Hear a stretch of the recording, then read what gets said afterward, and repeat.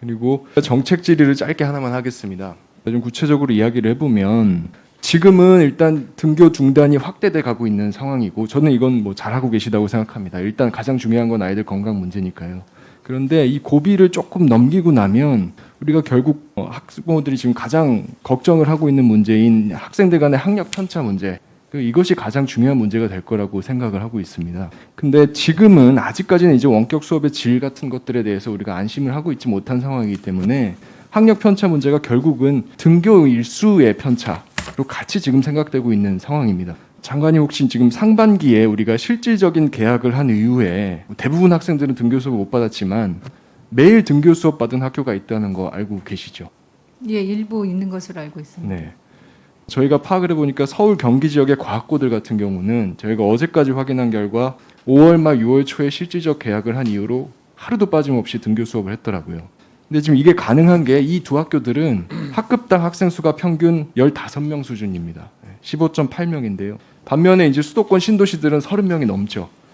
최근에 그 학생 집단 감염 사례가 발생했던 그 용인의 두 고등학교 같은 경우도 30명 내외 수준입니다.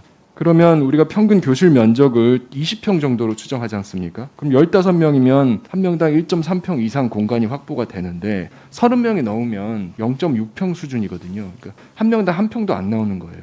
이게 뭐냐면 결국 평소에 학급당 학생 수가 많아서 학습 여건상 불이익을 받았던 학생들이 이 코로나 상황에서 방역 여건에서도 불이익을 받고 있고 그것이 등교일수 수업으로까지 연결돼서 결국은 학력 격차가 배가 되고 있다. 이거 우리가 지금 목전에서 보고 있다.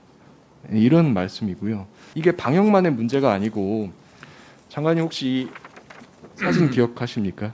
지난 18일 날 이제 그린 스마트 스쿨 관련돼서 장관님께서도 방문하셨다는 학교에 있던 교실인데요. 우리가 그린 스마트 스쿨 관련돼서도 사실 학생 참여 강화를 위한 공간 혁신 이걸 중요하게 생각을 하고 있는데 지금 이 교실이 코로나 이전 상황인데도 학생들 꽉 차 있는데 18명 앉아 있거든요.